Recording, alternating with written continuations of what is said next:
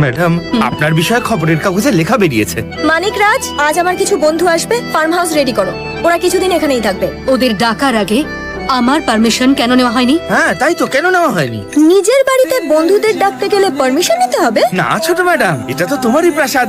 আমার বন্ধুরা ডাক্তার, আমার মতো আর্টিস্ট নয়। কিন্তু তুমি তো ডাক্তারদের পছন্দ করো। তার পছন্দ, কিন্তু ডাক্তারের কাছে যাওয়া পছন্দ না। ও যখন ডেকেই ফেলেছে তখন আসতে দাও, কিছুদিনের মধ্যেই তোমাকে ভয় পেয়ে পালিয়ে যাবে। ডাক্তার বাবু, ওনাদের মিটিং শেষ হয়ে গেলে আপনাদের ডাক পড়বে। আগে লোকে বাহাতের কাজ করতে মাঠে যেত, এখন তো দেখছি বিজনেস মিটিং করতে মাঠে যাচ্ছে। ছোটবেলা সকালবেলা আমিও মাঠে যেতাম, স্মুথ ক্লিয়ারিং হতো। এখন পুরো কোষে টাইট হয়ে থাকে। আমাদের সামনে এইসব কথা বলছো, ভুলে যাচ্ছ যে আমরা ডাক্তার। শুনলাম তুই আমাকে জিজ্ঞাসা না করে বিয়ে করে ফেলেছিস। এমনকি এই সব কথা নিজের মাকেও কিছু বলিসনি। আগে তো তুই সব সময় তোর মায়ের অপমান করতিস, দরজা বন্ধ করে বউয়ের গায়ে হাত তুলিস। তুই কি ভেবেছিস বউ বলে তুই তার সাথে যা খুশি করতে পারবি, তাও আবার আমার গ্রামে থেকে? সামান্য একটা ব্যাপারের জন্য এত বড় মিটিং? শুনুন মা, লোক আমাদের, পরিবার আমাদের। আমার মায়ের সঙ্গে যেভাবে খুশি কথা বলবো, সে আমি আমার বউকে কিংবা মাকে অপমান করি, তাই বলে আপনি আমার বাড়ির কথা এভাবে হাটে বাজারে বলবেন? আর যারা এই আগুনে ঘি ঢেলেছে তাদের কপালে তো দুঃখ আছেই। এসব নাটক করে যদি আমাকে ভয় দেখাতে চান তাহলে জেনে রাখুন আমি কাউকে ভয় পাই না। দেখুন না মা, আপনি না থাকলে না জানি কি করবে। আমার পেনটা তুলে দাও। কি হলো, ট্রেলার দেখেই হাওয়া টাইট হয়ে গেল? চলুন বস, আমরা এখান থেকে কেটে পড়ি। এবার আপনাদের পালা। বড় ম্যাডাম, এনারা ছোট ম্যাডামের বন্ধু।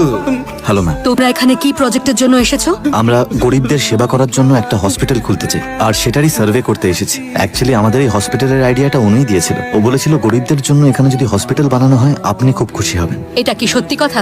আরে তোমারই তো মেয়ে, হতে পারে তোমার সঙ্গে কথা বলে না, কিন্তু তোমাকে খুব ভালো করে বোঝে। তবে তোমার মতো জেদি আর দাম্ভিক নয়। যারা মানুষের ভালো করে শৈলজা রেড্ডি তাদের সঙ্গে থাকে।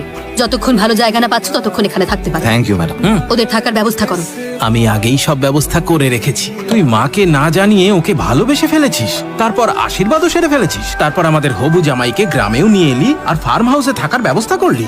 এতে ওর সত্যি কোনো দোষ নেই। নিজের ভুলের জন্য ক্ষমা চাইতে নিজে মাকে রাজি করাতে এসেছিলাম যাতে আমাদের বিয়ে হয়। কিন্তু এখানে আসার পর আমি জানতে পারলাম সেটা খুব জরুরিও নয়। আগে ওদের দুজনের মিল করাতে হবে। তুমি ঠিকই বলেছো জামাই। বসকে আপনি জামাই রূপে তাহলে স্বীকার করে নিলেন? অলমোস্ট। কিন্তু আপনার মানা না মানায় কিছু যাবে আসবে না। যতক্ষণ না শৈলজা ম্যাডাম ওনাকে জামাই মানছেন ততক্ষণ লাভ নেই। এর জন্য একটাই পথ আছে, অনুকে কোনোভাবে ওনার মন জয় করতে হবে। দুজনের মাঝে এই দূরত্ব ভালোবাসা দিয়ে দূর করতে হবে। আর সব থেকে গুরুত্বপূর্ণ কথা, ওনাকে মনে করাতে হবে যে উনিও অনুকে ভালোবাসেন। আর দুদিন পরে আমার জীবনের সবচেয়ে খারাপ দিন বিবাহ বার্ষিকী আসছে, সেই দিনই এই প্ল্যান দিয়ে শুরু করে দাও। ঐশ্বর্য, হ্যাঁ ম্যাডাম, এসব কি? Happy 25th wedding anniversary. তোমরা কি করে জানলে? মানিক রাজ বলেছে? মানিক রাজ তো নিজের জন্মদিনও জানে না। তাহলে কে বলেছে? আর কে বলবে? এখানে একজনই আছে যে আপনাকে প্রচন্ড ভালোবাসে। যে দিন রাত শুধু